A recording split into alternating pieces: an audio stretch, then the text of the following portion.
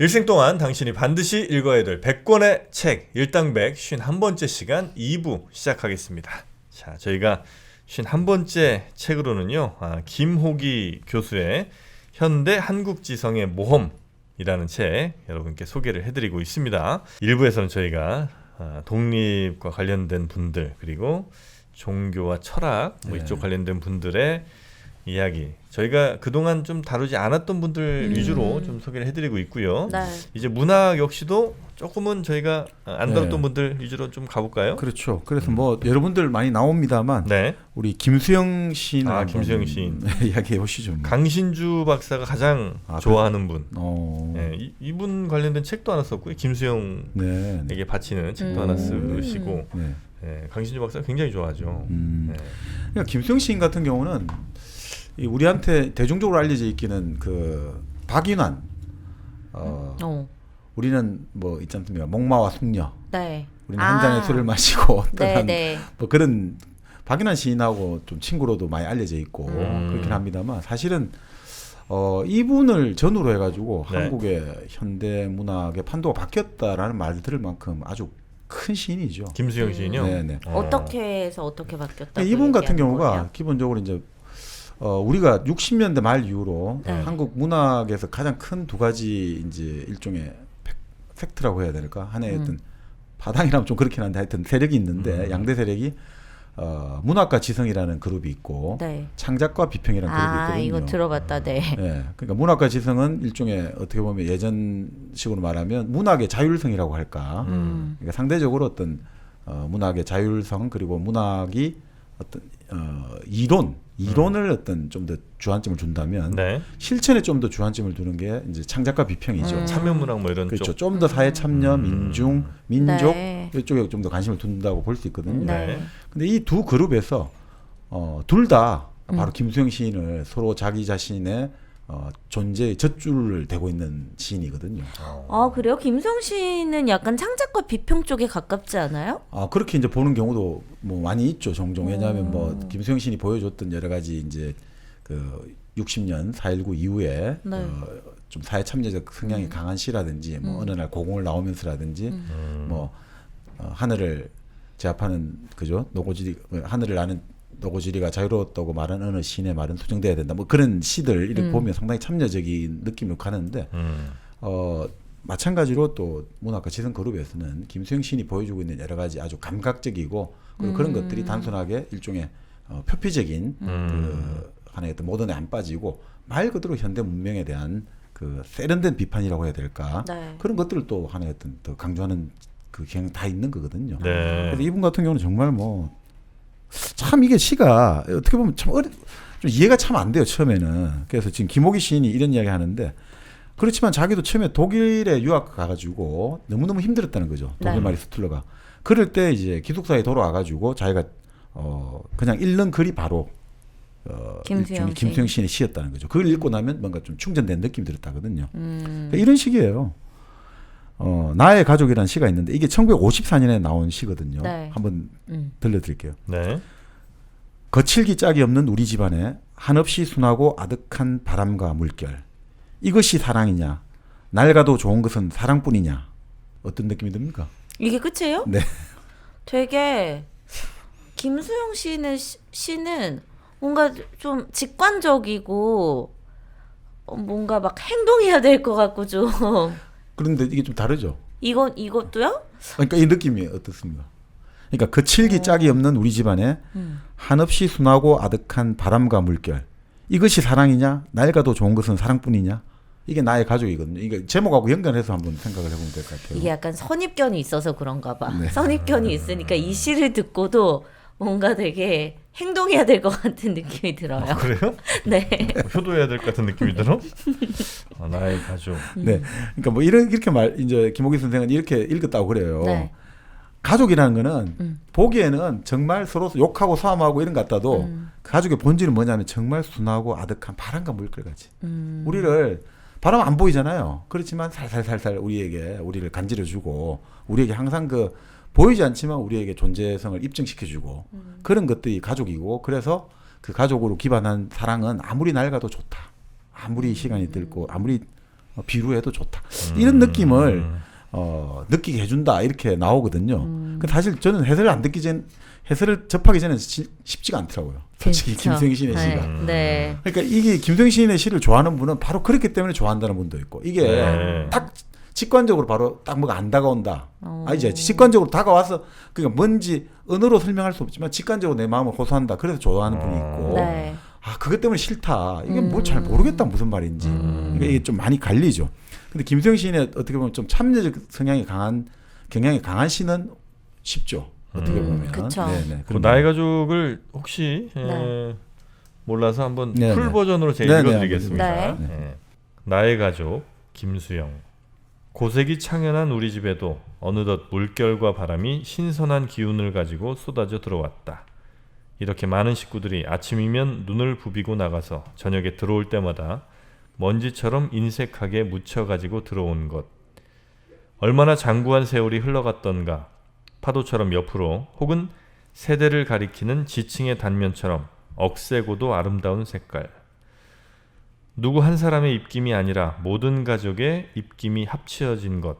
그것은 저 넓은 문창호의 수많은 틈 사이로 흘러들어오는 겨울바람보다도 나의 눈을 밝게 한다. 조용하고 느름한 불빛 아래 가족들이 저마다 떠드는 소리도 귀에 거슬리지 않는 것은 내가 그들에게 전령을 맡긴 탓인가. 내가 지금 순한 고개를 숙이고 온 마음을 다하여 즐기고 있는 서책은 위대한 고대 조각의 사진. 그렇지만 구차한 나의 머리에 성스러운 향수와 우주의 위대함을 담아주는 삽시간의 자극을 나의 가족들의 기미 많은 얼굴에 비하여 보아서는 아니 될 것이다.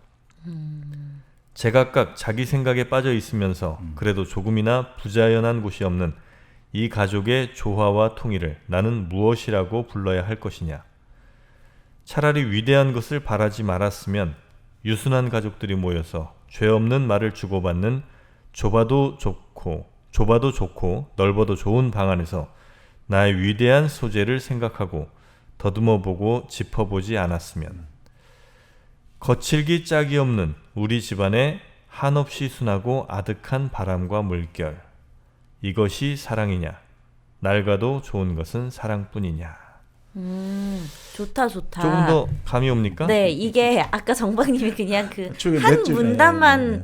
들려주셨을 때는 잘 몰랐었는데 이렇게 풀 버전을 들으니까 확실히 김수영 시인의 시가 너무 좋네요.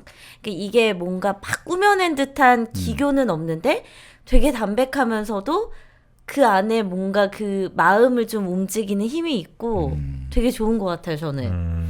이게 사실 뭐 이제 문학에 좀 뜻을 두고 10대 때 이제 좀 습작을 한다 이러면 네. 시작하는 게 이제 김수영 시인의 전집이 그때 민음사에 2권 나왔거든요. 김수영 전집 1시, 2, 3문인데 참 저도 공교롭게도 2, 3문부터 읽었거든요. 3문도 참 잘 써요. 어떻게 이렇게 과하지도 않고 부족하지도 않게 쓰지?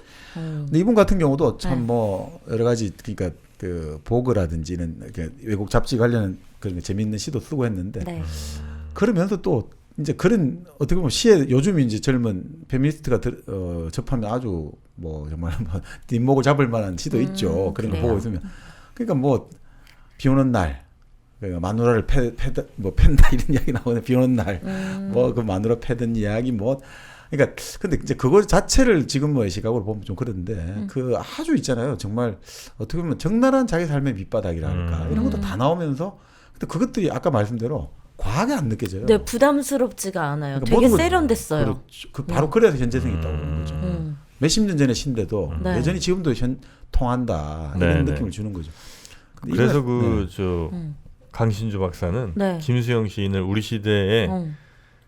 좀 과하다 싶긴 한데 하여튼 유일한 지성인으로 본답니다. 오. 그러니까 뭐 그런 그룹이 있는 것도 아니고 유일한 유일한. 네, 그렇게 평가를 하시는 분도 뭐 이제 있습니다. 뭐 이제 여기서 나오지만 이제 그 시인인데 나름의 사상가, 지성 바로 지금 바로 얘기도 하지만 그 이제 신동엽 시인 같은 경우도 아주 그런 아주 뛰어난 네. 감각을 발휘하시죠. 금강이라든지 이런 시라든지 아니면 그 사람에게 이런 시 같은 경우 읽어보면 이게 사상의 어떤 맥락들이 곧 거의 연세가 비슷하셨을 것 같은데. 아, 신동엽 네네. 시인이랑. 네네. 네. 이분도 참 일찍 어떻게 보면 김수영 시인도 일찍 돌아가셨죠. 8쯤이시네요. 예. 21년생이시고 68년에 돌아가셨으니까. 마포구 바로 이쪽에 돌아가셨거든요. 그래요. 마포 그래서 밤에 이제 같이 문인들하고 술을 한잔 하고 헤어지다가 이제 교통사고를 당해서 돌아가셨죠.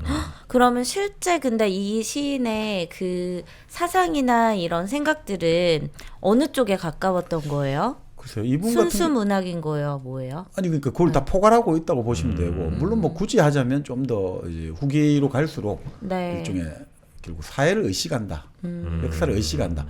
저 같은 경우 좋아하는 게 이제 거대한 뿌리라는 시가 있는데 네. 그러니까 한강 철교보다 더 거대한 뿌리 그게 바로 이제 역사고 우리의 어떤 전통이고 이런 것들 보고 있으면 이 참 재미있는 그런 시들도 많이 썼죠. 그러니까 그런 사상들. 근데 이제 김호기 교수 같은 경우는 이분의 가장 근저에 있는 것은 자유다 이렇게 보는 거죠. 자유요? 자유라는 거죠.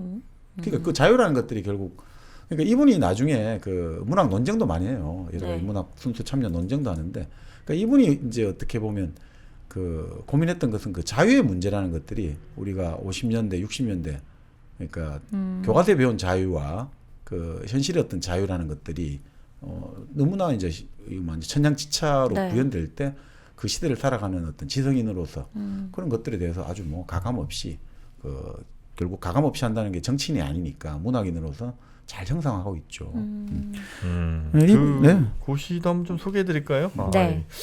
좋네. 강가에서. 강가에서란 시입니다.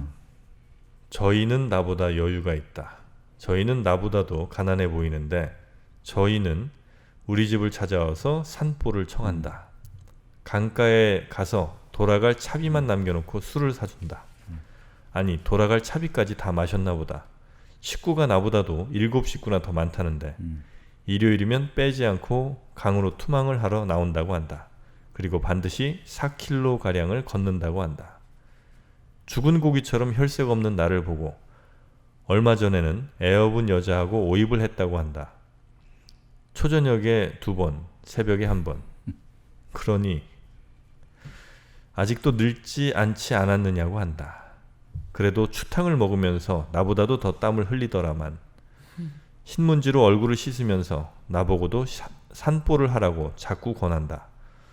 그는 나보다도 가난해 보이는데 남방샤스 밑에는 바지에 혁대도 매지 않았는데 그는 나보다도 가난해 보이고 그는 나보다도 짐이 무거워 보이는데 그는 나보다도 훨씬 늙었는데 그는 나보다도 눈이 들어갔는데 그는 나보다도 여유가 있고 그는 나에게 공포를 준다. 이런 사람을 보면 세상 사람들이 다 그처럼 살고 있는 것 같다. 나같이 사는 것은 나밖에 없는 것 같다. 나는 이렇게도 가련한 놈 어느 사이에 자꾸자꾸 소심해져만 간다. 동요도 없이 반성도 없이 자꾸자꾸 소인이 돼간다. 속돼간다. 속돼간다. 끝없이 동요도 없이. 이게 강가에서란 참 관찰력이 좋으신 모양이다. 그러니까 이분 같은 경우는 자유에 대한 게 이 시에 담겨 있는 건가요? 그래서 저 같은 걸 듣고 있자니까 그러니까 결국은 속물화 현상이라 할까 네. 이런 사회가 이제 자본주의화가 이제 계속 진행돼 나가면서 그런 속물화 현상도 상당히 날카롭게 의식하고 있고 그런 것들 아주 비판 정신이 강하죠. 거기에다가 네. 아까 말씀드린 대로 결국 이분은 권위를 아주 싫어했거든요. 그런 것들. 그러니까 이분이 옛날에 어떤 조선의 전통하고도 뿌리를 둘 수도 없고 그렇다고 서양에 들어왔던 것들에도 또 쉽게 문을 열 수가 없는. 그러니까 거기서 근데 사실 지성은 그렇게 해야 되거든요. 그렇게 혼돈과 모순 속에 있을 때 지성은 가장 잘 작동하거든요. 네. 지성이라는 거는 한 방향만 가면 절대 지성은 작동을 안 하거든요. 네. 그러니까 사실 이분의 삶 자체도 보면 삶도 아주 재미있죠. 네. 드라마틱하고. 이분 같은 경우가 이제 그 6.25 때 그제도 포로수용소에 끌려갔단 말이죠. 근데 그제도 포로수용소에 끌려갔는데 가족들은 다 죽었다고 생각한 거예요. 네. 근데 이 부인이 또 아주 유명하신 분인데 김연경 여사라고 그 부인이 그때 이 시인의 또 친구분하고 그 살림을 차렸죠. 누구요? 그러니까 이 김수영 시인의 친구가 살림을 네, 차렸는데 네. 남편이 살아 돌아온 거죠. 그럼 어떡해요? 그렇게 해서 또 몇 달 같이 있다가 다시 결국은 다시 살림을 합쳤죠. 그러니까 참 여러 가지 드라마적인 요소도 많고 그러니까 정말 이 또 여동생 분이 이 김수명이라고 하는 여동생이 이 오빠의 어떤 그거를 잘 유지를 받들어 가지고 그 오빠의 어떤 여러 가지 그 문학적인 이런 성과들을 잘 어떻게 보면 편집도 잘하고 해가지고 그래서 이런 것들이 또 여러 사람의 노력으로 김수영 문학상도 있죠. 네. 네네네. 그러니까 사실 근데 이분이 이제 우리가 아까 말 60년대 들어와 가지고 그런 그 푸른 하늘을이죠. 뭐 창공을 그 나는 그 노고지리가 자유롭다고 말한 어느 신의 말은 수정돼야 한다. 그렇죠. 일찍이 자유를 위하여 비상하여 본 일이 있는 일찍이 자유를 위해서 비상하여 본 일이 있는 사람이면 알지. 어째서 자유에는 피의 냄새가 섞여 있는가를, 혁명은 왜 고독한 것인가를, 이런 것들이라든지 당시에 또 너무 좋다. 예? 좋아요. 김수영 시인 시 진짜 좋은 것 같아요. 그래? 네. 몇 개 안 되는 것만 들어봐도 바로 느낌이 오시는구나. 너무 좋아. 그러니까 이게 예전에 참 유명했죠. 푸른 하늘을 유명하고 그 다음에 뭐 이게 이제 어느 날 고공을 나오면서 이건 정말 1965년에 발표된 시인데. 네. 그때 이제 소설가 중에 이제 필화 사건으로 네. 그때 누구였더라 그 분지를 남정현 작가가 잡혀갔나 하여튼 필화 사건이 일어났거든요. 그 빗댄 것 같아요. 그러니까 이거 교과서에 있었던 것 같은데. 한번 정정당당하게 붙잡혀간 소설가를 위해서 언론의 자유를 요구하고 월남 파병에 반대하는 자유를 이행하지 못하고 20원을 받으러 3번씩 4번씩 찾아오는 야경꾼들만 정하고 있는가. 네네. 뭐 그런 거 나오잖아요. 설렁탕집에 가가지고 야 여기 고기가 없어라고 돼지 같은 주인 여자에게 욕설만 퍼붓고 네. 모래야 바람아 먼지야 풀아 나는 얼만큼 작으냐 얼마만큼 그쵸, 작으냐 예. 그런 거 교과서에도 많이 나왔죠. 그러니까 이런 것들 시가 참 그게 했죠. 그러니까 좀 현실 참작 경향이 후기로 갈수록 좀 많아졌죠. 시가 대체로 좀 다 기네요. 산문시인가?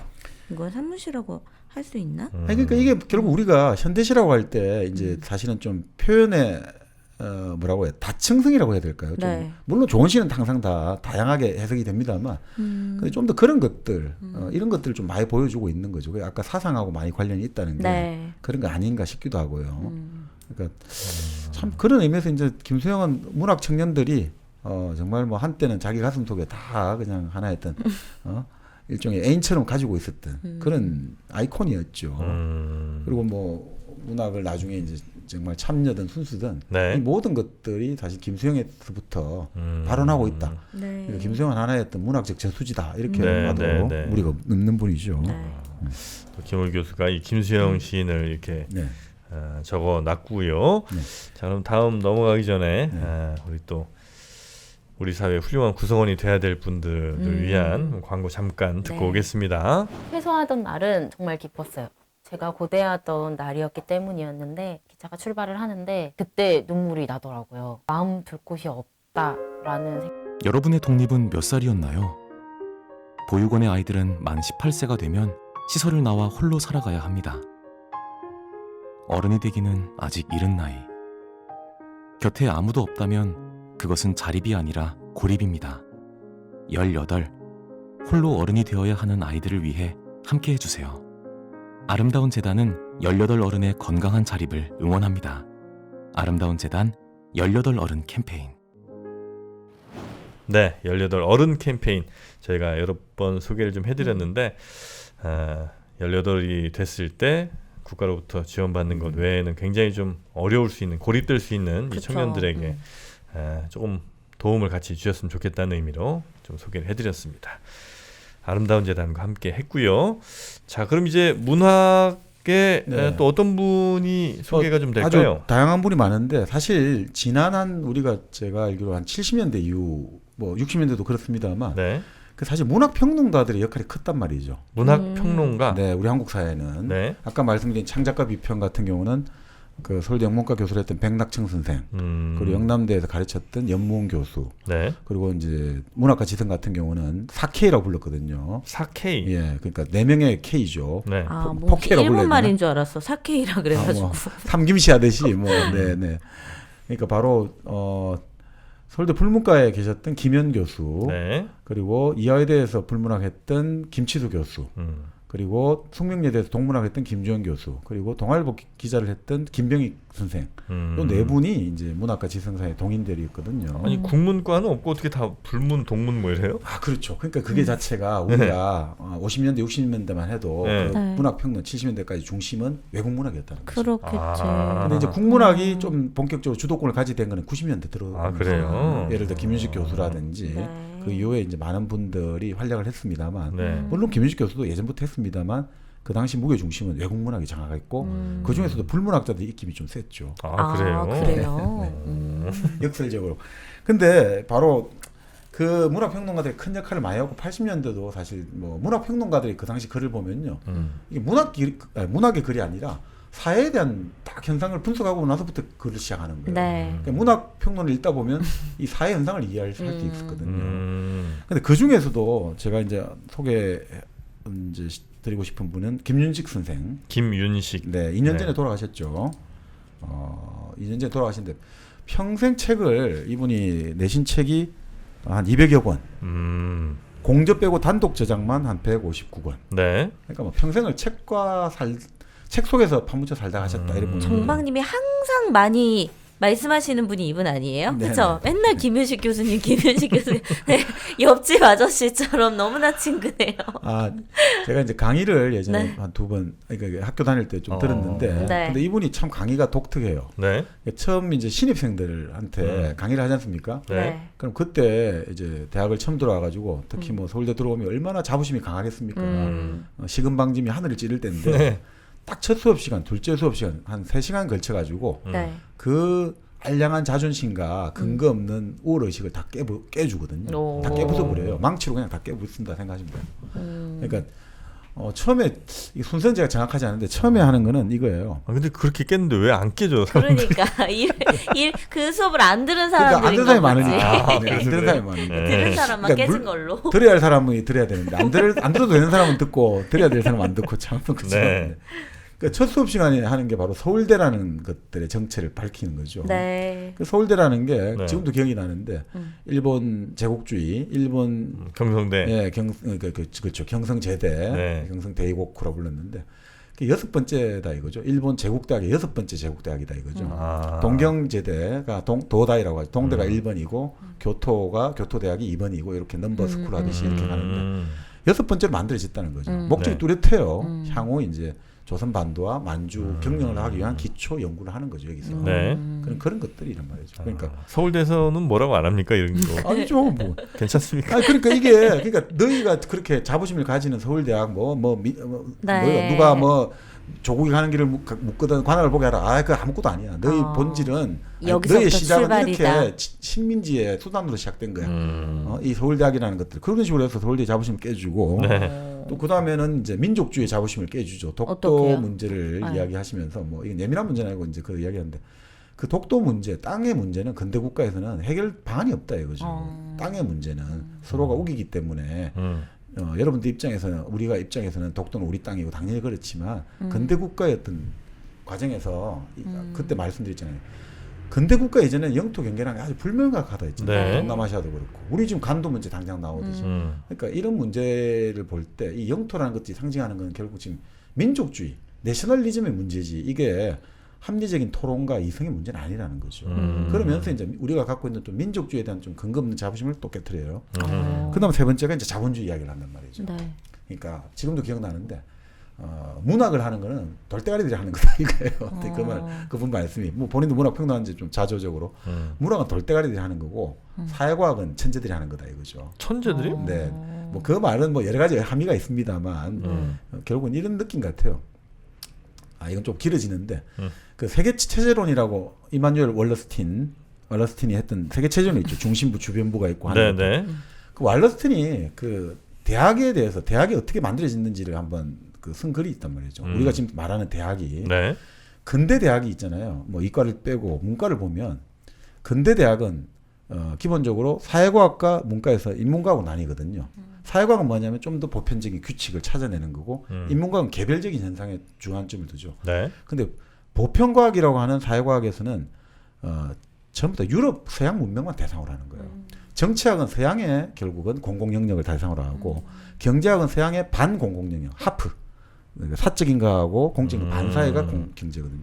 그리고 사회학은 뭐냐면 생활 세계, 그러니까 네. 사적인 영역. 요것들이 이제 하나의 그 사회과학이고, 인문과학은 뭐냐면 결국 이제 역사학이라는 거죠. 근데 그것도 유럽의 역사가 이제 인문과학의 대상이고, 그 다음에 나머지는 뭐냐? 우리 오리엔탈리즘 생각하시면 되는데, 나머지 나라에서 그나마 문명이 있다고 인정하잖아요. 예를 들어 중국이나 인도라든지 네. 이런 것들은 자기들이 동양학이라고 이름을 붙인 거예요. 동양학인 거죠. 그리고 나머지 글자가 없고 자기들이 생각하는 문명이나 그게 없다고 생각하는 나라를 연구하는 거는 인류학이 된 거예요. 그게 바로 식민지 제국주의 학문이란 거예요. 그거에 있는 건데 그 이후에 2차 세계대전 넘어가면서 미국이 세계 중심이 됐잖아요. 그 미국 입장에서는 이제 세계를 다스려야 되는데 연구를 해야 되는데 이런 구조 갖고 연구가 안 되잖아요.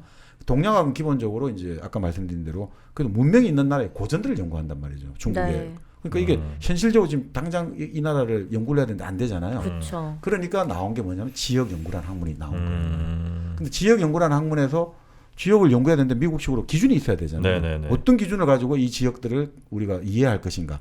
그래서 나온 게 이제 로스토라는 사람의 근대화론이거든요. 네. 수치를 가지고 지표를 가지고 요 정도 발전하고 GDP가 어떻고 저떻고 하면 이거는 근대화됐고 그 척도를 비교하는 것들. 그게 바로 지금 근대 학문이란 말이에요, 사실은.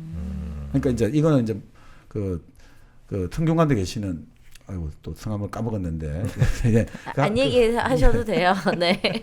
굳이 이름에 집착하셔 우리 정박님은. 하여튼 뭐 그분도 이제 소개를 하고 계신 네. 거에서 나왔는데 그 말은 무슨 말이냐면 이게 우리가 생각하는 근대라든지 막 대학이라는 게 우리는 뭔가 뭐 보편적이고 영원 불변하게 느껴지잖아요. 대학이라는 건 옛날부터 존재하고 그게 아니라는 거 아주 역사적이라는 것들. 그래서 이분의 말을 한번 인용을 할게요. 네. 이번 책에 이렇게 나온다 그래요. 근대란 무엇이냐? 근대. 네. 근대는 1차적으로 자본주의 생산 양식의 성취와 민족국가 건설을 지향점으로 하는 인간 의지라 규정되며 근대 문학이란 그러한 이념의 문학적 전개에 해당된다. 우리의 경우 이것은 매우 큰 모순을 안고 있는데 반제투쟁과 반봉건투쟁이 민족의 지상과제로 가로놓여 있기 때문이다. 자본주의 성취와 민족국가 건설이라는 주목적 달성이 역사의 보편성이라면 반제 반봉건투쟁이란 한낱 수단임에도 불구하고 이 특수성이 오히려 보편성을 침해 능가하는 경우가 허다했던 것이다. 어려운 말이죠. 네. 그리고 이 문학의 말하고 전혀 느낌이 안 오잖아요. 역사학자나 사회학자의 말 같은데 네. 바로 이분이 이렇게 시작하는 거예요. 너희들이 생각하는 문학은 막 우리의 감정을 막 토로를 하고 이런 게 아니라는 거예요. 문학은 뭐냐면 그 이념, 근대가 만드는 자본주의를 성취하고 민족국가를 만드는 그것들에 대한 인간 의지를 그린 게 문학이다 이거죠. 그 나머지 문학 뭐 너희 감정이 막 어제 어떤 사랑하는 님을 보니까 너무 마음이 떨리고 이런 거 그런 거는 문학이 아니고 그냥 그건 너희 연애 편지고 너희들 그냥 포장지로 생각해 이런 식인 거예요. 네. 우리가 깜짝 놀랐던 거죠. 그런 식으로 이 세 가지의 어떤 편견과 네. 우리 선입견을 다 깨트려주고 거기서부터 이제 시작을 하자 이렇게 네. 생각하거든요. 그래서 참 이 느낌이 그런 느낌 같아요. 우리가 결국 가지고 있는 게 우리의 근대 과제는 분명히 아까 말씀드린 자본주의를 성취하고 민족 국가를 달성해야 되잖아요. 네네. 그 지금 달성하고 있습니까 지금? 이게 아직도 힘든 문제란 말이죠. 그렇죠. 그런데 그 와중에도 우리가 그러면 먼저 해야 됐던 게 아까 말씀드린 독립이잖아요. 네. 그러니까 반제 투쟁을 먼저 해야 됐단 말이죠. 근데 또 그 반제라면 또 반봉건도 같이 가야 돼요.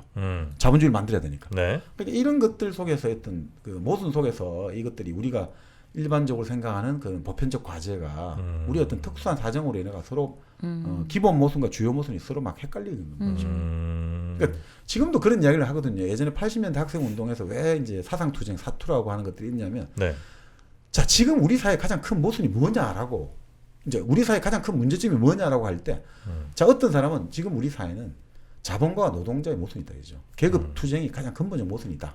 라고 생각하는 사람이 있는 반면에 그 기본 모순. 네. 어떤 사람은 그게 맞는데 그게 기본 모순이 맞지만 지금은 미국이 이제 그 당시 미제국주의가 이 분단을 고착하고 있다. 그렇기 때문에 외세를 몰아내는 게 1번 과제다. 뭐 이게 완전히 다른 거예요. 그래서 이제 NL이라든지 PD 이제 투쟁이 나온 건데 네. 바로 사실 이 문제들이 결국 보면 이 김윤식 교수가 이 남긴 어떤 이 문학 책에 다 이런 문제의식의 일환으로 나오고 있는 거죠. 그래서 제가 보기에는 이분이 평생 고민했던 것은 결국은 근대가 과연 무엇인가. 네. 특히 그게 한국에서의 근대는 과연 무엇인가를 네. 그거를 평생 연구한 사람이다. 그러니까 이분이 뭐 기본적으로 뭐 여러 가지 그 돌아가실 때 직전까지도 여러 가지 정말 그 발표되는 모든 책을 다 읽고 그 평을 다 쓰시고 하셨지만 네. 그걸 떠나가지고 이분이 평생 천창한 과제는 과연 한국에서 근대는 과연 무엇인가 네, 네, 이것들을 네. 평생 고민했던 거죠. 네. 그래요. 그래서 뭐 이분 같은 경우가 제일 그걸 규명하기 위해서 처음 했던 게 바로 이광수. 그리고 바로 문학 그 우리 있죠 이식론을 그 우리 근대 문학이라든지 근대 사상은 서구에서 이식을 했다는 북으로 간 시인 임화. 네. 그 다음에 이상을 연구한 거죠. 우리 이상도 저번에 했지만 바로 이상이 근대거든요. 네, 네, 네. 근대를 찾기 위해서 일본으로 갔다가 그 근대 그 껍질만 보고 결국 이상은 숨을 거두잖아요. 이상을 연구하고 그리고 이분이 김동리를 연구한단 말이죠. 그러니까 이분의 어떤 사상의 궤적이 문학 네. 연구의 궤적이 다 결국 한국에서의 근대란 과연 무엇인가? 아. 이강수는 근대를 우리 근대를 받아들여야 돼. 계몽해야 된다. 네. 이렇게 갔죠. 근데 이 말은 뭐냐면 그 계몽의 방향이 민족 개조론이 아니라 사회주의 사상을 받아들여야 된다. 그래서 어차피 우리 사회주의 사상을 이식해서 우리가 근대를 만들어야 된다. 네. 근데 이것까지도 아닌 이마도 결국 처형당했단 말이죠. 북한에서 남노당 사건으로. 그러면 어떻게 되느냐? 이상을 연구했단 말이에요. 이상은 이 근대에 대해서 어떤 식으로 이 근대를 맞설려 했던가. 네. 그래서 이상은 결국 이 근대의 본질을 대면하기 위해서 일본에 갔지만 우리가 보시다시피 결국 일본에서도 이 근대는 결국 껍데기다라는 것들을 알게 되고 갔죠. 그래서 이분이 결국 나중에 나온 게 바로 우리 김동리도 또 봤습니다만 김동리는 네. 결국 근대와 맞서는 방법, 샤머니즘을 갖고 있는 거죠. 환상에는 환상으로 맞서자 이거죠. 환상에는 환상으로 맞서자. 그게 바로 결국 이분의 이제 그게 쭉 궤적이 아닌가 네. 싶습니다. 이건 뭐 나중에 한번 뭐 여러 가지 우리가 이야기를 좀 더 해야 될 것 같습니다만, 근데 결국 뭐 이런 근대성에 대해서 문학적으로 이제 계속 연구를 하신 분이고 또 이분은 평생 이제 결국 책만 읽은 분이라고 보시면 될 것 같아요. 네. 그래서 어떤 분들 같은 경우는 조금 안 좋은 글도 많이 썼죠. 그 원고를 받으러 갔는데 네. 이분한테 원고를 받으러 갔잖아요. 그럼 보통 그래도 원고 받으러 가면 뭐 문을 열고 차라도 한 잔 네. 하고 대접하는데 네. 원고 딱 문 두드리면 빼꼼히 열어보고 그냥 휙 던진다는 거죠. 원고만. 네. 그러니까 그 정도로 이제 시간 아깝고 그리고 책에만 파묻혀서 파묻히고 사람들하고의 어떤 만남 분이시구나. 속에서 그러니까 예전에 어떤 후배들이 그렇게 어느 자리에 가가지고 질문했다는 거죠. 이제 일종의 학회가 끝나고 네. 이제 저녁 자리에서 질문했대요. 술김을 빌려가지고 선생님 도대체 선생님 시간이나 저희나 똑같은 24시간인데 어떻게 선생님은 이렇게 많은 책을 읽고 쓰고 다 하십니까? 딱 한마디 했다잖아요. 나는 평생 그냥 책 읽고 쓰고 한 것밖에 없네. 이것만 네, 했다. 당신들이 친구들 만나고 무슨 행사를 가고 집안 행사 가고 나는 집안 식구들 그것도 근사도 잘 못하고 그냥 오로지 나는 이거밖에 없네. 자제분이 없거든요. 자제분이 없고 사모님하고 평생 사셨죠. 네. 책밖에 없었다는 거죠. 지금. 뭐 저희 같은 사람들은 뭐 상상하기 쉽지 않은 네네. 삶인데. 네, 그러니까 근데 바로 이제 사실은 보니까 뭐 저기 또 다른 분 나오는데 역사학의 연세대학에서 이제 김용석 교수라고 네. 나중에 이제 우리 한국사가 충분히 일제가 침략을 안 했다면 자생적으로 발전을 했다 자본주의로 그 내재적 이제 발전론 경영형 분홍이라는 논문을 네. 쓰신 분이 있는데 이분도 대학을 다닐 때 그런다잖아요. 평생 그냥 사람들하고 안 어울리고 공부만 계속 그냥 오로지 공부의 세계만 팔고 네. 그랬다는 거죠. 근데 그렇게 해야지 나오거든요. 네. 사실은.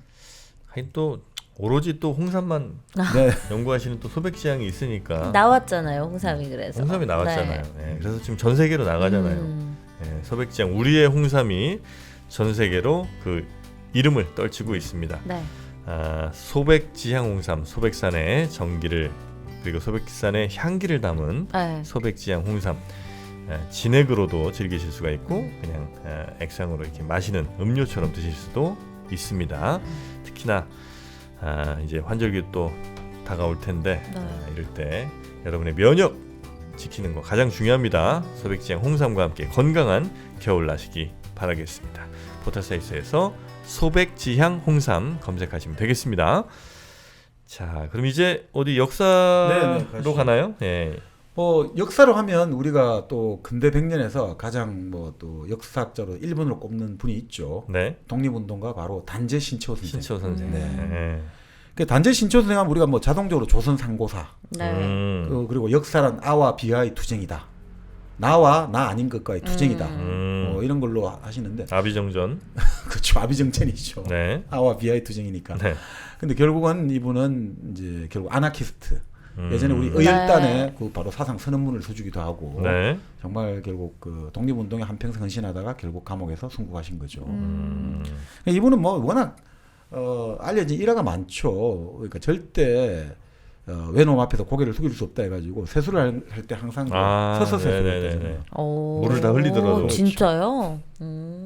그렇죠. 그리고 이분이 영어를 배우는데 그때 그 우사 김규식 선생한테 영어를 배웠나? 영어를 배우는데 항상 그 이런 식으로 했다는 거죠. 우리가 하늘천 따지하면서 그런 거 있지 않습니까? 자왈, 공자 가라사대, 뭐 우리가 유붕이 자원방래하면 뭐 이런 식으로 토를 붙이잖아요. 이분이. 네. 그러니까 I am a student 하면 I는 am이 a student 이런 식으로 붙이니까 계속 이제 김규생이 그렇게 하면 안 된다는데 필요 없다고 나는 그냥 읽으면 되는 거지 뭐 그건 내가 무슨 그냥 그러니까 그런 식으로 I는 이런 식으로 항상 I는 am이 영어 왜 a 배워 그러면 배우지 책을 읽어야 말지. 되니까 영어 책을 읽어야 되니까 아니 영어 읽으셔야 되니까. 읽으셔야 되니까. 그건 뭐 그럴 수 네. 있겠네. 이거 외국인과 대화를 하기 위해서라면 안 맞는 것 같은데 읽으셔야 되는 건 뭐. 그렇죠. 이 신채호 선생은 사실 좀 또 재미있죠. 정말 강직하고 완전 히 우리가 생각하는 변치 않는 정말 네. 의기와 지조의 대명사인데 이 신채호 선생의 조상이 누구냐 또 재밌어요. 우리 역사에서. 누구죠? 신숙주구나. 네네. 네. 우리 역사에서 또 속주나 올라야지. 네. 참 또 재밌죠. 참 또 재미단 말이에요. 우리 변절의 백범- 상징. 또 희한하게 그래 되고 백범 김구 선생도 조상을 따져 보니까 또 네. 바로 청나라에 붙어가지고 결국 이제 조선에서 권세를 지었다가 나중에 일종의 거열형을 당한 김자점의 후손이라는 거야. 그러니까 이게 참 묘해요. 그러니까 이게 우리가 그래서 아까 말씀대로 이것을 단선적으로 볼 수가 없다는 거죠. 네. 사람 한 사람도 그렇고 한 집안도 이게 복합적으로 얽혀 있거든요. 그럼 우리가 예를 들어서 신숙주를 비판한다고 해서 신채호를 도매금으로 넘기고 할 수 있냐 이거죠. 김자점을 비판한다고 김구를 그렇게 할 수 없는 거다 이거죠. 그렇죠. 네. 결국 이제 신채호 선생의 조선 상고사 네. 정말 무슨 내용이죠? 전 몰라요. 그러니까 우리가 네. 알고 있는 뭐 예를 들면 삼국유사, 네, 삼국사기 요 정도 네, 네, 이후로만 이제 대체로 역사 시대라고 하고 네. 그 뒤에는 위에는 잘 모르잖아요. 그렇죠. 근데 거기를 좀 쓰신 거죠? 그러니까 결국 이런 거죠. 이 신채호 선생이 가장 싫어했던 역사학자가 있고 책이 있거든요. 누구냐면 바로 삼국사기를 쓴 김부시. 왜 그러냐 뭐 여러 가지 그거는 뭐 견해가 다르겠습니다만 결국 한민족의 역사의 어떤 강력 활동 무대를 이 한반도로 좁혀놨다. 그래서 그런 점에서 이제 아주 비판을 크게 하는 거죠. 그래서 사실은 이 조선 상고사의 가장 큰 기여는 우리 고대사의 영역을 한반도에서 만주로 확장했다는 거죠. 이게 아주 큰 기여를 하신 거죠. 네. 그래서 결국 뭐 여러 가지 이제 우리가 그 이분 같은 경우가 어떻게 보면 고구려라든지 고려라든지 네. 그런 것들 좀 강조를 한다는 거죠. 그러니까 물론 이제 역사에서 보면 우리 이거는 신정구 선생도 많이 주장하지만 자주와 개방이라는 게 항상 우리가 좀 네. 항상 교차되는 것 같아요. 자주가 좀 강한 시대가 있고 개방이 그쵸. 강한 시대가 있고 예를 들어 가지고 개방이 좀 강한 시대, 통일신라라든지 고려 때 네. 이럴 때 문화가 꼽히잖아요. 팔만 대장보다 고려 청자라든지 이런 귀족 문화가 꼽히고 또 통일신라 때도 얼마나 화려한 우리가 문화가 꼽힙니까? 그 대신 좀 민족의 주체성이라든지 이런 것들은 좀 약화된단 말이죠. 당나라에 좀 종속되는 것 같고 네. 그런 느낌을 준단 말이에요. 그런데 또 자주가 너무 강할 때 어떻게 됩니까? 자주가 너무 강해가지고 이렇게 너무 외세와 투쟁지로 가다 보면 결국은 나라가 풍전등화에 그렇죠. 나라가 멸망할 위기까지 갔단 말이죠. 네. 우리 삼별초라든지 무신 정권에서 어떤 일들이라든지 네. 이런 것들 보고 있으면 그러니까 결국은 지금의 시대는 신일복 선생님 말입니다만 지금의 시대는 바로 우리 한민족사를 흘러왔던 자주와 개방이 완전히 정점에 달하고 있는 시대다 이거죠. 북한 같은 경우는 주체 사상을 통해 가지고 오로지 우리 민족 중심주의 이런 식으로 끝까지 완전 딱딱 세계 문을 꽁꽁 닫고 우리끼리 잘할 수 있어 이런 거고 네. 네. 우리 남쪽 같은 경우는 개방을 통해서 어떻든 지금 올해 뭐 지난해 2020년 경제 규모가 이제 톱 10에 들어갔다는 이야기 나오지 네. 않습니까? 네. 그 정도로 지금 사실 또 완전히 정점에 달하고 있는 거 아니냐 그런 면에서 참 재미있는데 바로 이제 신채호 선생 같은 경우는 근본적으로 그런 어떤 좀 대외 지향적 대외 팽창형 지향이보다 대외 조금 그런 것들이 너무 그 당시 또 우리가 그 일제 식민지가 돼 있으니까 여기서 좀 아니야 우리 진짜 예전에 천하를 호령했어 이걸 보여주려고 그런 것도 계신 것 같아요. 이분이 역사 소설도 많이 쓰거든요. 을지문덕이라든지 이런 거. 그러니까 좀 우리 민족에 이런 위대한 분들이 많아 이런 식이거든요. 근데 이분 같은 경우가 결국은 결국 이분이 중요시하는 사람들이 바로 고려 때 묘청의 난 들어보셨잖아요. 아. 우리가 이제 네.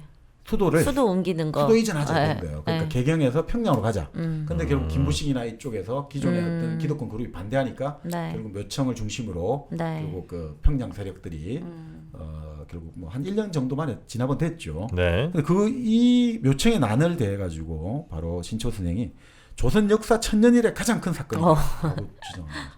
이 북벌파가 사대파에 좌절됐다. 네. 이걸로 인해 가지고 우리 민족은 끝나버렸다기보다는 이 천년의 역사가 계속해서 그 방향으로 갔다. 아쉬워 한 거죠. 이분 같은 경우는 마찬가지로 가면 위화도 해군 같은 것들, 네. 네. 뭐 우리 함석헌 선생도 그렇지만 그런 것들에 좀 비판적이죠.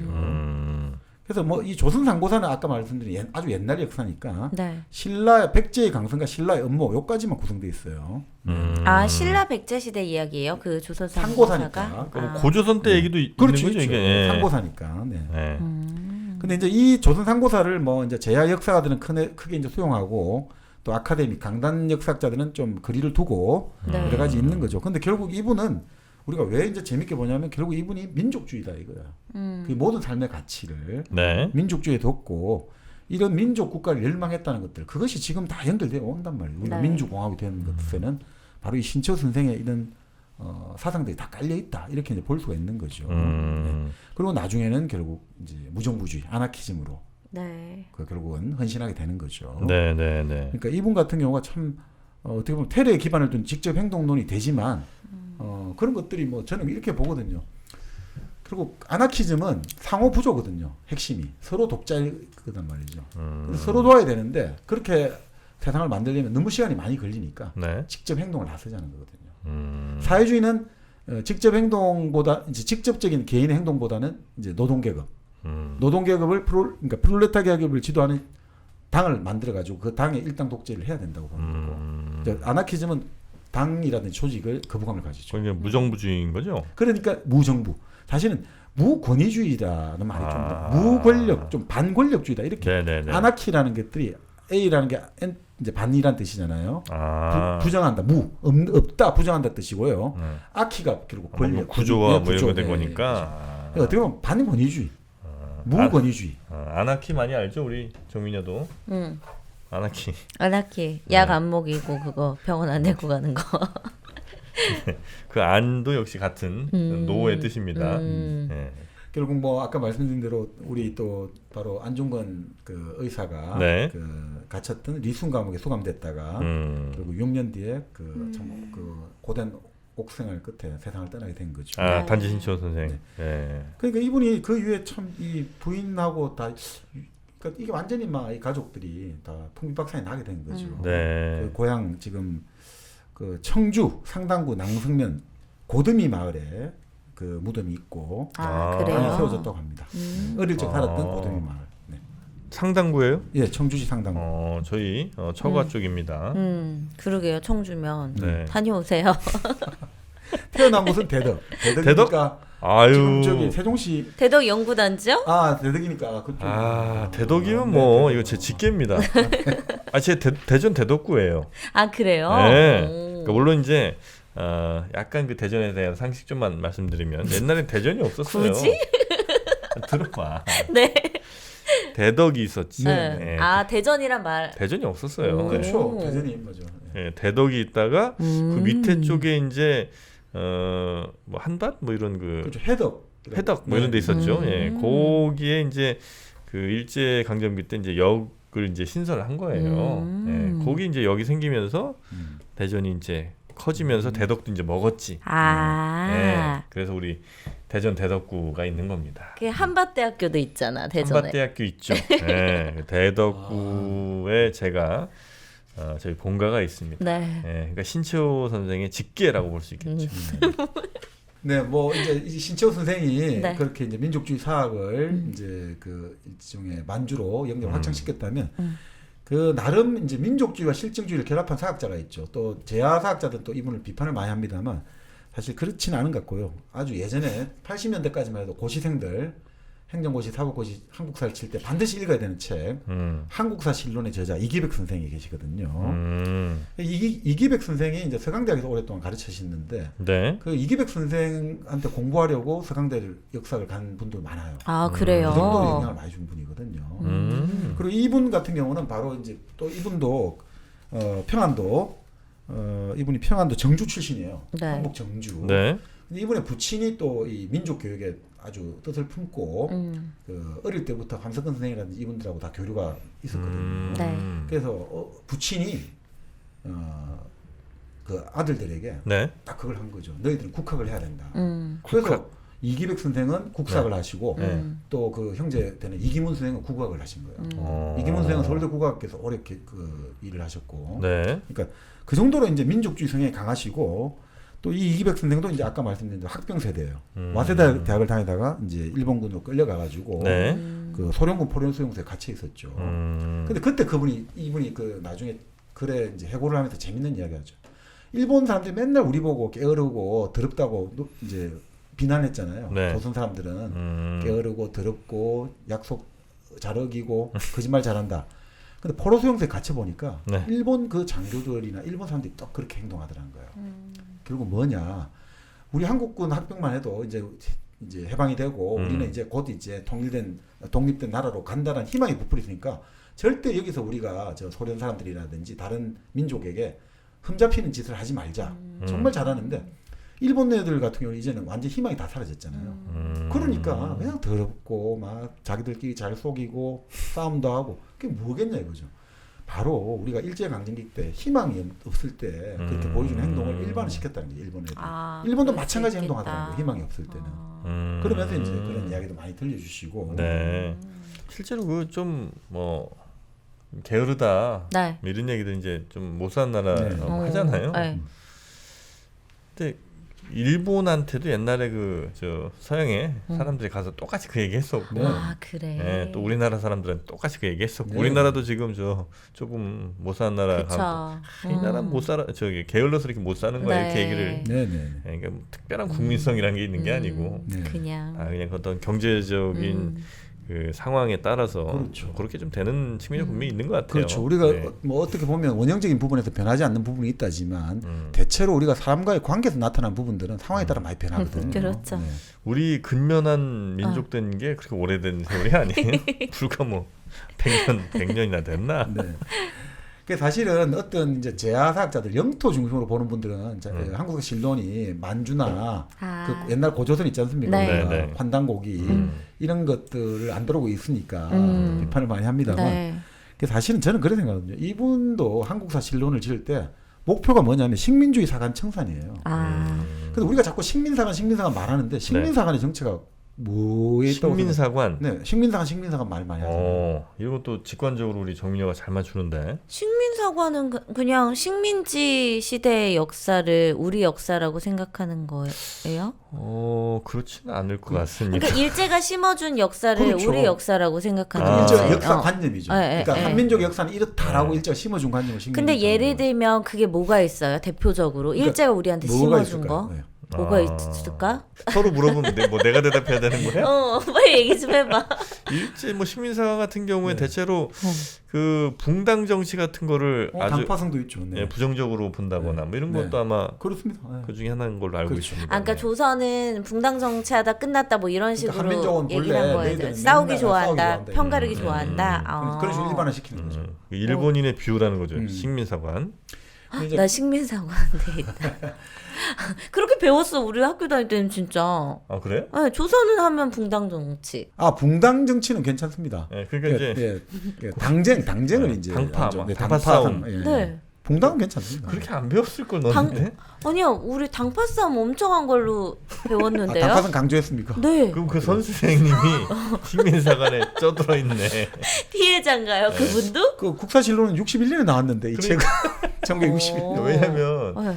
지금 미국도 민주당과 공화당이 계속 이렇게 싸우잖아요. 네. 그런 것처럼 원래 그 당이 서로 네. 이게 경론하고 하는 게 원래는 더 민주적인 거지. 우리는 그거 그렇게 배웠던 것 같아요, 정말. 아니 그 당패 당쟁이란 싸움을. 말을 붕당으로 바꿨죠. 그래서 우리가 이제 네, 당쟁이란 말이 맞아요. 안 그래, 좋다. 나도 붕당으로 배웠는데? 너가 당파 싸움으로 배웠다면 그 선생님의 문제가 있습니다. 그러니까 예전에 당파 싸움이라 했는데 맞아요. 그 다음부터는 붕당 정치가 된 거죠. 그게 이제 우리가 어. 식민사관을 하나씩 극복하는 거죠. 근데 식민사관의 핵심은 뭐냐면 딱 어떻게 보면 대표적인 게 두 가지거든요. 네.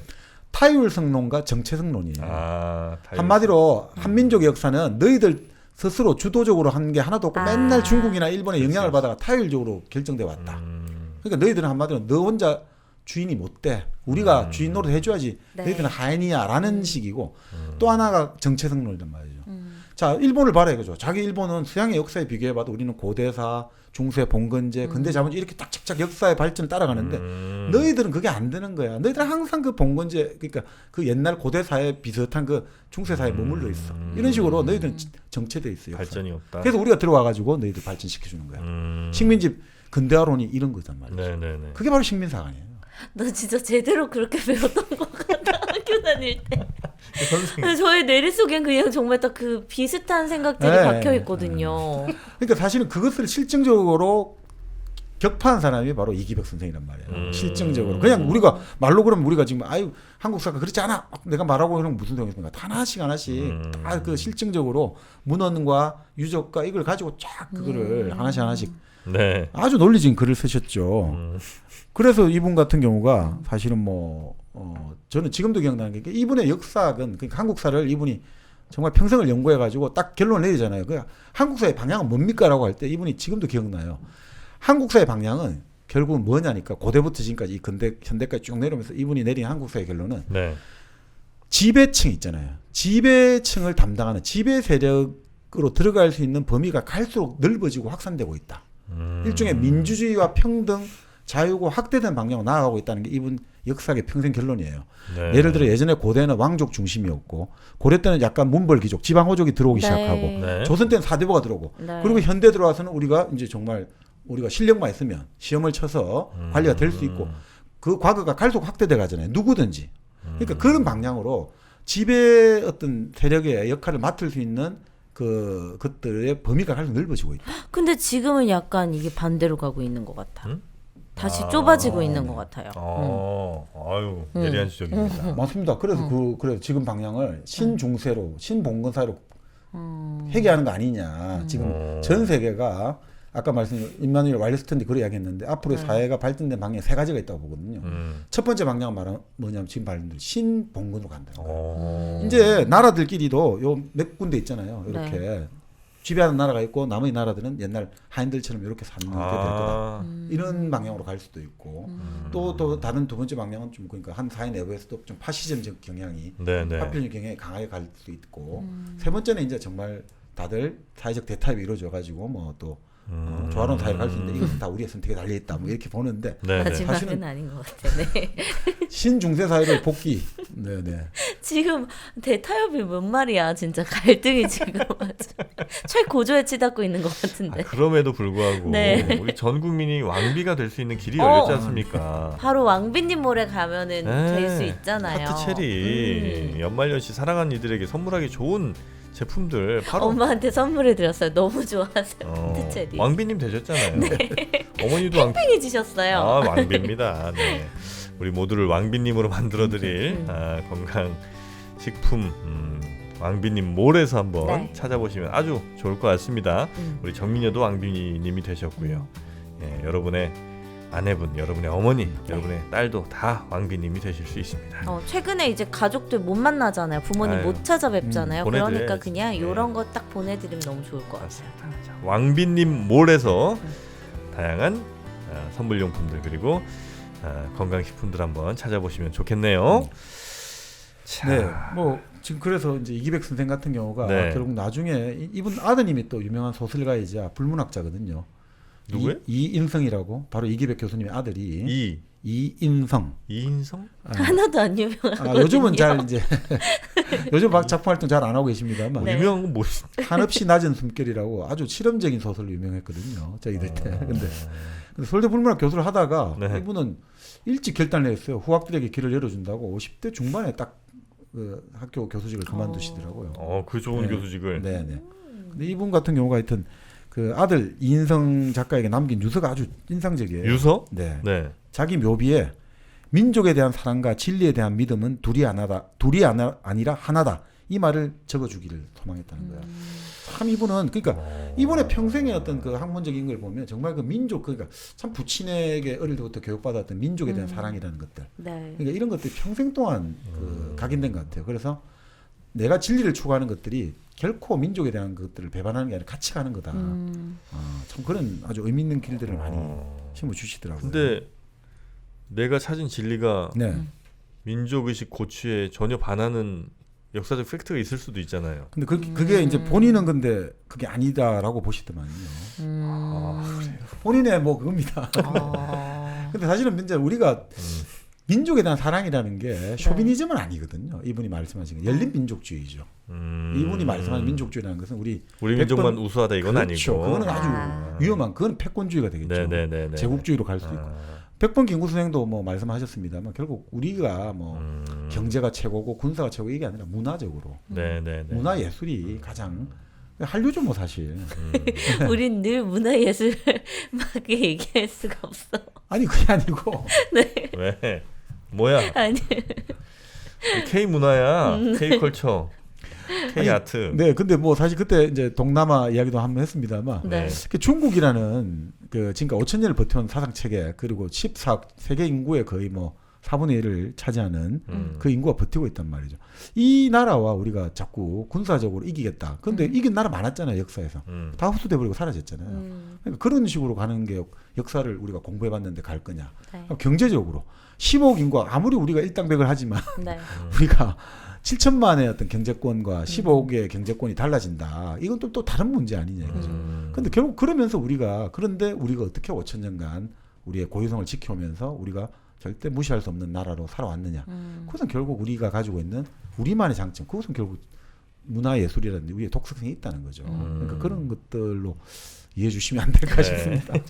자, 그럼 이제 남은 분야가 뭐 법, 정치, 경제랑 뭐 여성과 너무 많은데요? 자연과학 이렇게 있는데 네. 네. 한두 개 정도 네. 한두 분 그러면 정도만 뭐 소개를 좀. 법과 자연과학만 한번 해볼까요? 법과 자연과학. 네, 네, 네. 예. 그러면 법에서는 누가 있을까요? 바로 이제 우리 아까 말씀드린 헌법을 기초했던 아. 현민 유진호 박사. 아, 유진호 네. 박사. 네. 그러니까 최근에 뭐 그런 이야기 많았지 않습니까?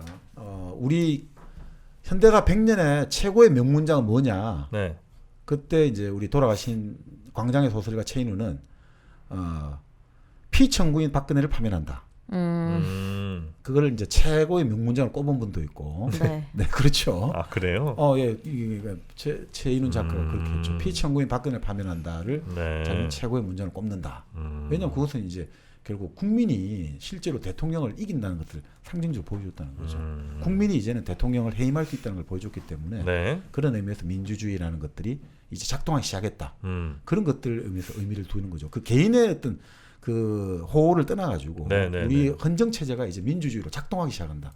이런 의미에서 이제 그걸 하는데 그리고 어떤 이제 이분 김호기 선생은 이렇게 봐요. 자기는 3.1 독립선언, 네. 재헌헌법 뭐 이런 글들이 아주 큰 또 명문이 될 수 있다고 본다는 거죠. 우리는 오등은 자의 아조선의 독립군. 네네네. 그것도 아주 큰 명문이죠. 그것도 옛날에 외웠던 것 같은데. 그렇죠. 근데 바로 이제 그 네. 우리 재헌헌법 우리가 그런 재헌헌법 있지 않습니까? 지금 네. 우리의 헌법에 다 모태가 되는 거죠.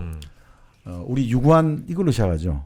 우리 지금도 그렇게 시작하지 않습니까? 서문에 우리 유구한 한민족은 뭐 어쩌고저쩌고 이렇게 시작하지 않습니까? 헌법- 유구한 역사를 가진 한민족은 헌법 서문인가 그거요? 그렇죠. 예. 예. 그 바로 이제 유진호 선생에서 이 재헌헌법이 시작된 거죠. 아. 근데 이 유진호 선생은 본래 경성제국대학이죠. 그 네. 경성제대 법문학부 수석 입학을 했죠.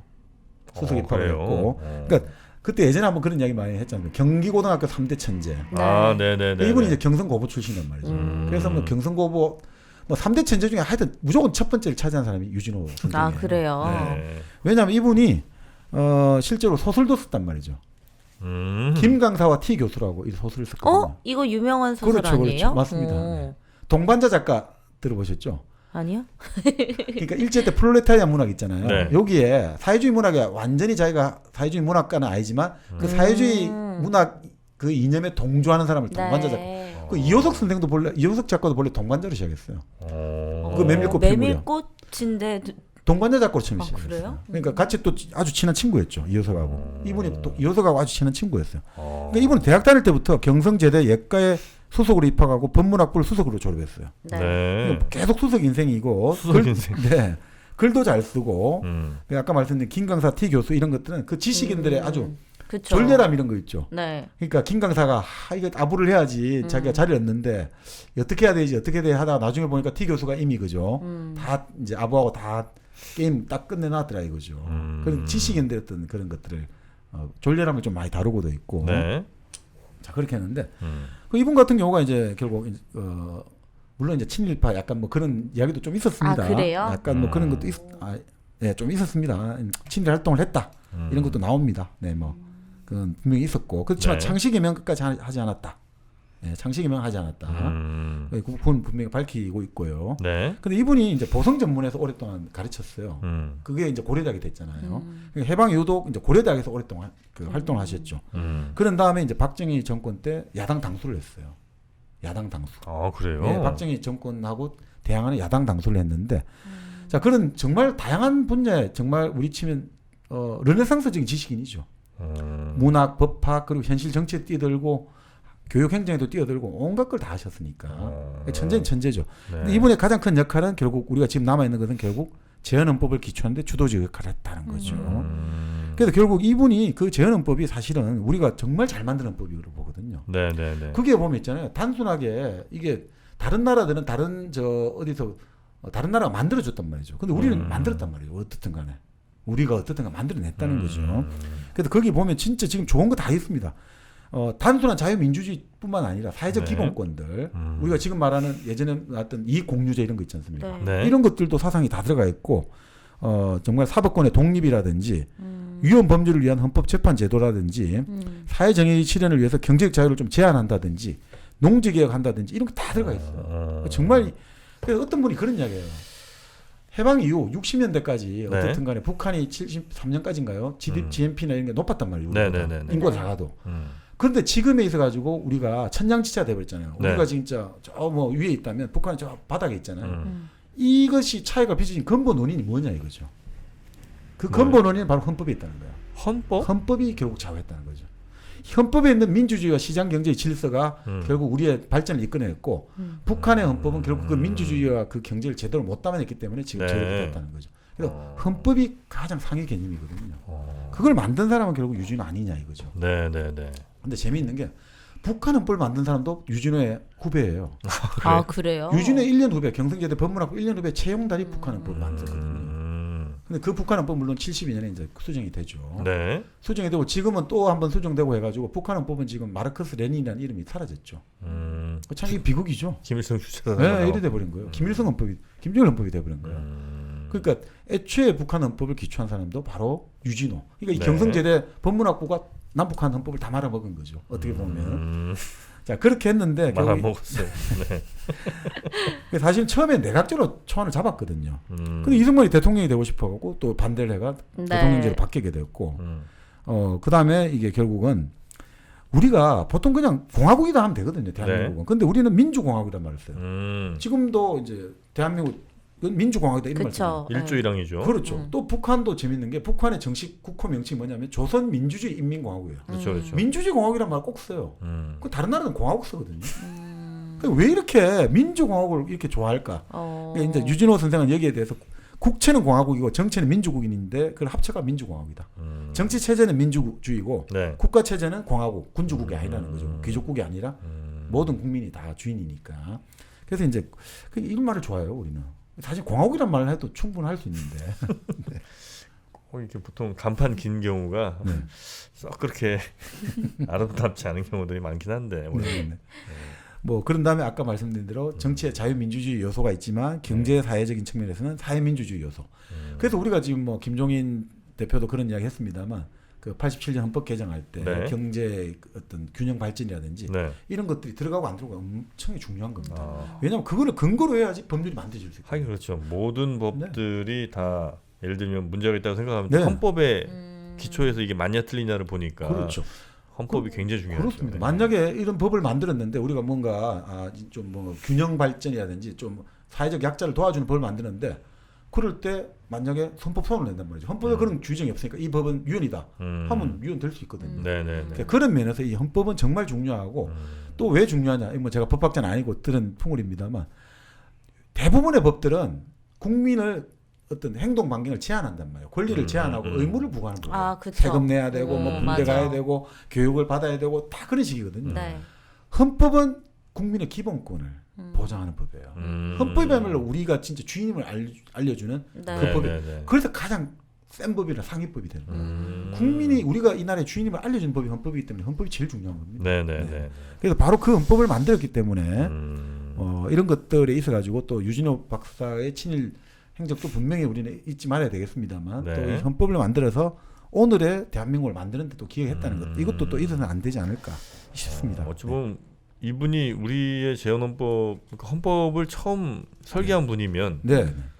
우리나라의 대부분 국민들은 이분의 영향을 직간접적으로 좀 받고 있다고 봐도 무방하겠네요. 그렇죠. 음. 결국 우리는 결국 헌법의 자식들이잖아요. 그러니까요. 헌법이란 테두리에 우리는 살아가니까. 그쵸. 네. 네. 자, 그러면 법 관련해서 유진호 박사 저희가 살펴봤고요. 네. 이 책에 언급된 이제 과학으로 갑니까? 네, 네. 사실 과학하면 요즘 또 네. 커피 과학이 또 유명하거든요. 요즘 커피를 그냥 커피도 진짜 과학이야. 예. 기계들이 1도 0.1도 차이 뭐 아니면 압력의 뭐 아주 그쵸. 작은 차이에 의해서 맛이 또 차이가 많이 난대요. 네. 그치만 원두 차이가 가장 어떻게 보면은 또 크잖아요. 그렇죠, 그렇죠. 그런데 원두를 일단 기본적으로 가장 맛있게. 맛있는 원두를 이제 일단 수입을 해온다는 거. 전 세계에서 하여튼 원두 무슨 저 페스티벌이나 뭐 이런 저 행사 같은 거 있을 때 반드시 이분은 빠지질 않습니다. 네. 전 세계 어떤 곳에 어떤 원두가 있든지 항상 찾아가는 우리의 이상호 대표님. 네. 1kg 커피 대표시죠? 네. 네, 가장 맛있는 원두로 여러분께 가장 맛있는 커피 제공해드리고 있습니다. 가격도 매우 합리적인 1kg 커피 포털 사이트에서 1kg 커피 검색하시거나 1kg 커피 앱을 다운받으시면 좋겠습니다. 사실 우리가 과학을 다뤄야 되는데 네. 이제 이분이 본인의 여러 가지 한계와 또 이런 걸로 네. 이제 2명밖에 안 다루니까 네. 두 분을 간단하게 설명하죠. 뭐. 누구죠? 그 바로 한국의 파브르라 불렸던 나비 박사 아. 석주명 선생하고 네. 네. 지금 현대적으로 통습에서 아주 대중들과 활발하게 소통하는 이제 그 최재천 박사 교수. 네, 네. 교수. 그 사실 지금도 뭐 우리도 이 과학을 대중과 소통하는 분들 많아요. 그 우리 지난번에 알쓸 신자 프로에 나왔던 정재승 정재성 교수. 교수. 그분 같은 경우도 있고 또 과학 커뮤니케이터 엑소도 있고요. 네.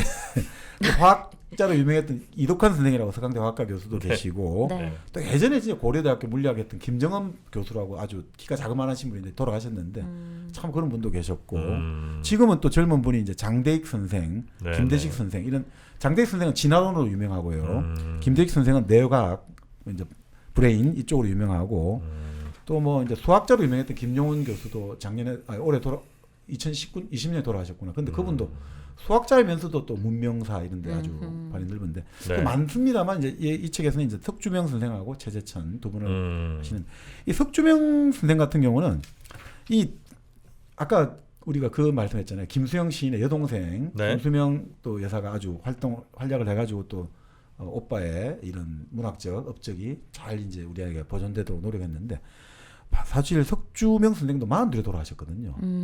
일찍 돌아가셨군요. 근데 이제 결국은 누가 이 재조명하는 데 도움을 줬냐? 바로 동생이 석주선이라는 분이 있어요. 석주선. 주선. 이분도 복식학적으로 유명하거든요. 우리 의상이요? 예, 의상 복식학적. 이 동생이 정말 역할을 많이 했어요. 네. 이 동생이 오빠의 원고를 어떻게 했냐면 145태 때 오빠 원고를 가지고 와야 되는데 네. 그 이제 해군 배에 탔단 말이죠. 그러니까 진눈빛개비가 내리고 이러니까 오빠 원고가 젖으면 안 되니까 자기 옷을 벗어가지고 그 원고 네. 구름에다가 사고 자기는 오돌오돌 떨면서 왔다. 그 추운 날. 그 추운 대단하다. 아니면 오빠 원고가 사라지니까. 그쵸. 네. 그래서 이분은 사실은 또 그 다음에 뭐 이병철이라는 언론인이 석주명이라는 이제 전기를 내고 이래가지고 알려졌는데 그 사실 뭐 우리가 여기서 이제 결국 공교롭게도 석주명, 최재천 두 분 다 생물학 하신 분인데 네. 이분은 나비 채집으로 유명한 거예요. 나비를 다 모으신 거예요? 그렇죠. 조선 나비를 248종으로 분류해가지고 우리말 이름을 짓고 그리고 나비뿐만 아니라 에스페란토 보급. 그게 뭐죠?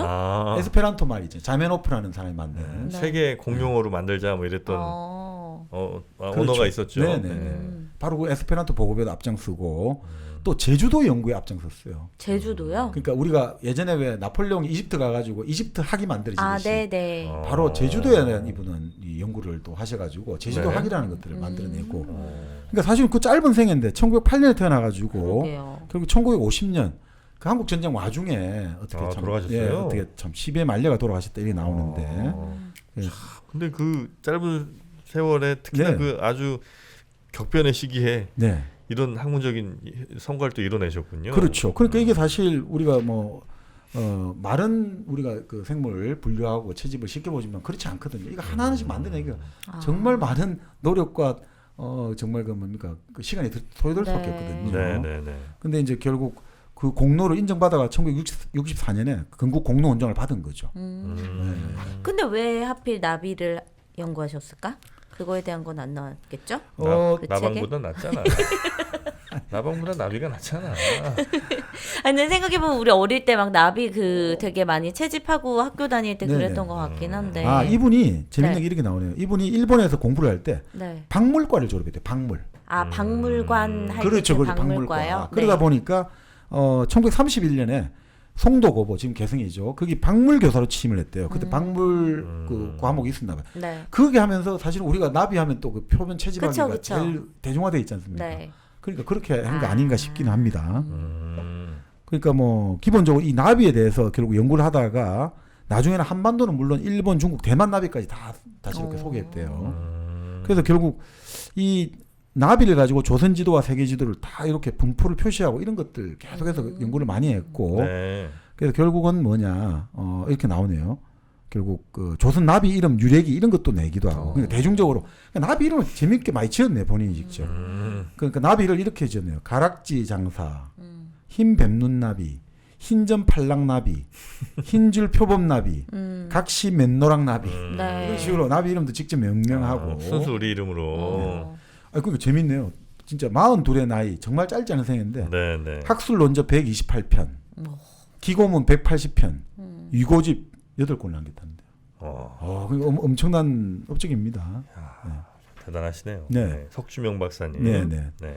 그래서 결국 뭐 이런 분들이 있었기 때문에 지금의 어떤 자연과학의 네. 토대가 만들어졌다 이렇게 이제 볼 수 있고요. 네. 그리고 지금은 이분이 참 유일하게 지금 살아계신 분 최재천 같네요. 지금까지 했던 분들 중에 아 그런가요? 네. 바로 이제 최재천 선생이죠. 그러니까 이분 같은 경우는 TV도 많이 나오시고. TV도 많이 나오고 이제 찾아봐요. 서울대 근무를 하다가 이 아이들 옮겼죠. 네. 그리고 그 뭡니까 한국전력 그 까치 때문에 이게 여러 가지 피해를 좀 많이 보잖아요. 네. 그 까치를 연구하는 프로젝트도 참여했던 걸로 아, 기억해요. 그래요? 네네. 그 결국 뭐 이분은 결국 일종의 과학 대중화 이것에 기수가 된 거죠. 네. 근데 사실 세계적인 동물학자라고 들었거든요. 아 그래요? 이분이 하버드 대학원 출신이시네. 이분의 스승이 그 사회생물학 했던 그 유명한 그 사회생물학 책 냈던 분이 있죠. 개미 연구로 아주 유명했던 그 제자거든요. 나 지금 아, 베르나르 베르베르 하려고 그랬어. 호들가고 하버드 대학의 사회생물학자 에드먼드 윌슨인가? 윌슨 사회생물학자 윌슨 같은데 네. 그 제자일 겁니다.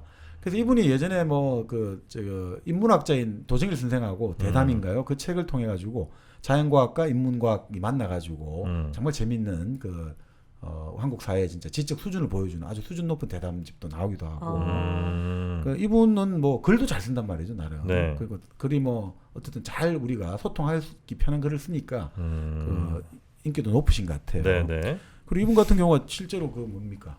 제가 그때 책에 보니까 이분이 하버드 대학에서 이제 한국에서 하버드 대학을 가려는 학생들 있잖아요. 네. 그 추천서 네. 1차 이제 자기가 그 권한을 갖고 있다고 들은 것 같아요. 그 추천서 써줄 수 있는 자격이 가지고 있다 이걸로 들은 것 같아요. 뭐 그게 좀 바뀌었는지 모르겠습니다만. 그리고 개미와 관련한 책도 많이 쓰셨네요. 아이들이 보기 쉽게끔 이렇게 그런 자연 관찰 책처럼. 그렇죠. 개미 제국의 네, 발견 이렇게 네. 나오죠. 네네. 그리고 이분 같은 경우가 이제 에드먼드 윌슨이 아니고 에드워드 윌슨 네. 그 사회생물학자 그 제자인데 그 통습이라는 책을 한 지금부터 15년 전에 16년 전에 번역해서 그때 유명해졌죠. 그 통습이라는 책을 통해 가지고 결국 어떤 사람들은 이거 생물학 파시즘이다. 생물학으로 모든 인문과학을 다 설명하려고 한다. 그래서 좀 거부감도 갖기도 했습니다만. 통섭이라는 게 무슨 말이에요, 근데? 그러니까 이게 좀 이분도 그 고민을 했다는데 네. 서양에서 컨질리언스인가 이런 뜻인데 이게 이제 그래서 이분은 이거를 일종의 원효 책인가 예전에 우리 고전 책에서 본따 차용을 했다고 해요 표현을. 그러니까 원흉의 통이란 말 많이 하잖아요. 한쪽으로 모든 것이 서로 다 녹아서 들어가지고 하나로 된다는 것들. 네. 컨버전 뭐 이런 건가요? 그 수렴하고 또 조금 다른 뭔가 그래요? 그러니까 이게 그러니까 하나로 녹아드는데 또 자기의 개별 고유성은 살아있고 잃지 뭐 않고? 이런 느낌은 같은데 정확하지 모르겠어요. 그러니까 이 개념 자체를 둘러싸고도 이제 논쟁이 많이 되기도 했죠. 그래요. 네. 어떤 사람들은 아까 말씀드린 이 생물학, 이 사회생물학이 다른 학문을 다 잡아먹으려고 하는 거다. 이 지적 파시즘이다. 이런 이제 비판도 받기도 하고. 근데 결국은 뭐 아까 말씀드린 우리가 예전에 한번 그거 했지 않습니까? 솔로몬 왕의 반지. 네. 그 솔로몬 왕의 반지였던 콜라트로 오렌지 같은 경우가 그때 이제 뭐였죠? 우리가 아이고 그때 이제 기억이 안 나네. 하여튼 여러 가지 동물 가지고 연구를 했고 네. 또 막스 프리시라는 사람은 꿀벌 갖고 연구를 했고 네.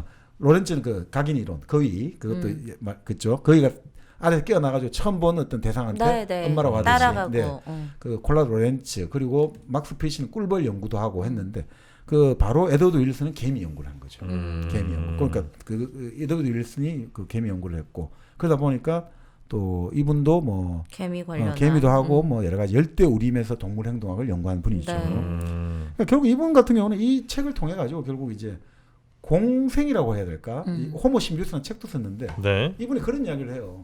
인간이 어떻게 해서 만물의 영장이 됐느냐 이거죠. 이렇게 진화를 하게 됐느냐. 뭐 자기 생각에는 뭐 사람들은 뭐 수학을 발견했다 뭐 여러 가지 말하지만 자기가 보기에는 인간은 공생할 줄 알아서 이렇게 된 거라는 거야.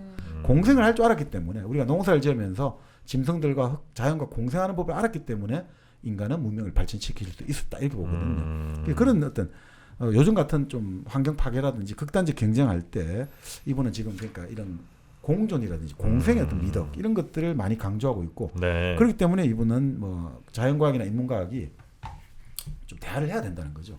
그 사실 영국에서 1950년대 그 투컬처즈라 해가지고 네. 이제 문과 문화와 이과 문화가 너무 지금 차이가 난다는 거죠. 과학자들은 맞아. 그 예를 들어 뭐 시인이 누군지 모르는 엘리어트가 뭐 하는 사람인지 모른다 이거죠. 셰익스피어가 뭘 했는지 모른다 이거죠. 맞아. 근데 또 인문학자들은 연력학 뭐 이런 것도 모른다. 제2 맞아요. 원리가 뭐가 뭐 네. 이래 갖고는 안 된다. 이래 되면 이 그 학문들 간에 특히나 지식인들 간에 이것들이 서로 골이 깊어지고 간격이 넓어지면 이 우리 존재가 위태로워지고 삶의 실존이 위태로워지면 사회가 위태로워진다. 네. 그래서 서로 같이 대화를 하고 교류를 해가지고 그 칸막이로 됐던 개별 학문을 넘어서자 이런 것들이거든요. 그래서 90년대 뭐 그 이후 학제 연구라고 하죠. 인터디스플리너리가 그 학문의 테두리를 넘어서서 이제 다양한 다학문적인 연구를 하자. 이런 것들이 요즘은 이제 트렌드가 되고 있지 않습니까? 그러니까 융합이라든지 네. 이런 것들은 그 융합학부 이런 것들이 이렇게 나온 거죠. 또 이런 분들이 계속해서 이제 그런 것들을 끊임없이 네. 이 필요성들을 계속해서 방송이라든지 네. 기고를 통해서 주의를 환기시켜 왔다 이렇게 볼 수 있겠습니다. 네. 자, 이렇게 지금 뭐 60분 정도의 네, 소개가 있었습니다만 네. 이거 뭐 다 저희가 뭐 당연히 소개해줄 네, 수는 네, 없고 네. 그 중에 몇몇 네. 분들 좀 집어서 음. 우리 시대에 뭐 어떻게 보면 이제 이른바 지식인들 혹은 네, 뭐, 네. 뭐 사상가들을 이제 좀 소개를 해드린 것 네, 같은데 네. 오늘 또 2021년 첫 방송이니까 이렇게 좀 소개해드리는 시간 한번 가져봤고요. 네. 이제부터 또 열심히 일당백에서 또 좋은 작가와 책들 또 소개해 주시지 않겠습니까? 네. 그 사실 뭐 이렇게 여러 가지 이제 현대 한국 지성의 모험 60분들의 책이라든지 생각들의 단면을 살펴봤는데요. 네. 그 사실 제가 읽으면서 놀랐던 게 그래도 150권 정도를 하면서 우리가 꽤 많은 지금 그러니까요. 그 분들하고 이게 정말 교직이 되어 있다. 직간접적으로 연관되어 있다 이런 생각이 들고 네. 그러니까 이게 헛된 게 아니구나 좀 약간의 뿌듯함이라고 네, 상당한 네. 참 맞아요. 기분이 좋았습니다. 저도 아까 이거 막 나열해 주시는데 엄청 뿌듯뿌듯한 거예요. 물론 아는, 모든 내용을 다 기억하지는 못하지만 아는 이름들이 네. 자, 여러분들 이렇게 하나하나 한 분 한 분 쌓여가는 겁니다. 네, 어느 순간 여러분도 모르는 사이에 아는 이름들 그리고 아는 뭐 이론들 이런 네. 것들이 점점 늘어나겠죠. 네, 네. 네. 그렇게 저희 계속해서 좀 같이 쌓아나가는 시간 오래 네. 갔으면 좋겠습니다. 뭐 올해가 어떻든 소해해지 않습니까? 네. 그 소해해 가장 이제 기억나는 게 두 가지 한자 성어가 있거든요. 뭐예요? 우보말리라는 말이 있고 네. 석전경우라는 말이 있는데 우보 말리는 뭐냐면 소걸음이 말리를 간다는 거예요. 말로 말리를 갈 수는 없는데 소는 말리를 갈 수 있다는 거예요. 느리느리돼도 뚜벅뚜벅 걷다 보면 어느새 말리가 된다는 거죠. 그러니까 우리가 빨리 가고 싶은데 나는. 소 관련해서 뭐 또 생각나는 우이독경 우이독경. 있습니다. 우이독경. 아 이게 정영진 씨와 저의 한계입니다.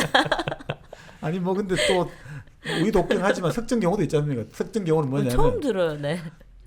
돌밭을 소가 간다는 거예요. 이 돌밭이 얼마나 힘들어요. 아. 갈기가. 근데 소가 그걸 묵묵히 가다가 결국 옥토로 만들어낸다는 거죠. 그러니까 그런 뜻. 결국 이 소에 우리는 천천히 뚜벅뚜벅 걷다 보면 아무리 힘든 일도 결국은 네. 고난도 기회로 바꿀 수 있다. 뭐 이런 뜻도 될 것 같습니다. 네. 네. 자, 우리 그러면 정민여와 저는 우쭐하지 않고 네. 예, 뚜벅뚜벅 하겠습니다. 뚜벅뚜벅 같이 걷도록 하겠습니다. 자, 오늘도 저희와 함께 해주신 여러분 대단히 감사하고요. 저희는 2021년도 여러분과 함께 소처럼 뚜벅뚜벅 네. 걸어가도록 하겠습니다. 자, 오늘 함께 해주신 여러분 고맙습니다. 고맙습니다.